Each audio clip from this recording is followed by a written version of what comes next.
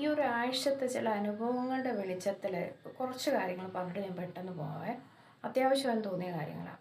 ഞാനെൻ്റെ ലൈഫ് ഒരു 46 വർഷങ്ങളായി. അത് ഞാൻ ഒരു 1 ഇയർ മാത്രമേ എൻ്റെ കൂടെ ഒരു കൂട്ടുണ്ടായിരുന്നുള്ളൂ. Likewise we stayed together എന്ന് പറയാൻ വേണ്ടിയിട്ട്.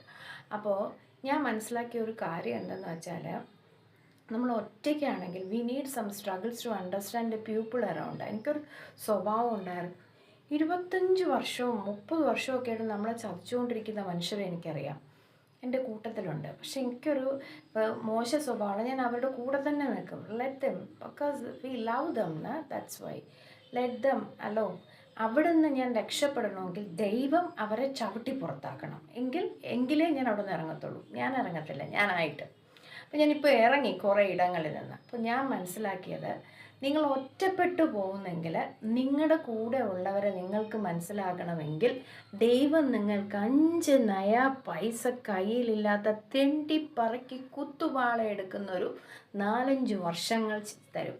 So proud to say that ആ 4-5 വർഷങ്ങളിൽ ഇവളൊരു ബാധ്യതയാവുമെന്നോ അല്ലെങ്കിൽ ഇവളോട് സംസാരിച്ചാൽ എനിക്ക് പ്രശ്നമുണ്ടാകുമെന്നോ കരുതാത്ത കുറേ മാന്യ മഹിളാ മണികളെയും മാന്യ മഹാന്മാരെയും എനിക്ക് കിട്ടി. അവരങ്ങനെ എനിക്ക് പറയാൻ പറ്റുള്ളൂ. Cultured people. അവരാരും എൻ്റെ my life was like last 4 years full of struggles. 5 പൈസ കയ്യില്ലാത്ത സമയം. അപ്പോൾ എന്നെ ഇതൊരു ഭാരമാകും എന്ന് കരുതി എന്നെ കളയാത്ത കുറേ പേരുണ്ട്. അവർ എൻ്റെ മരണം വരെയും എന്നോടൊപ്പം ഉണ്ടാവുമെന്ന് എനിക്കുറപ്പുണ്ട്. So it is not like ഞാൻ കണ്ടൊരു ഭീകരതയാണ്. കോടിക്കണക്കിന് രൂപ നമുക്ക് ബാങ്കിലുണ്ടെങ്കിലും വിശ്വസ്തനായ ഒരാൾ നമ്മുടെ മരണസമയത്ത് നമ്മൾക്ക് എന്തും പറയാൻ പറ്റുന്ന ഒരാൾ കൂടെ ഉണ്ടാകുക. Exact what have to say.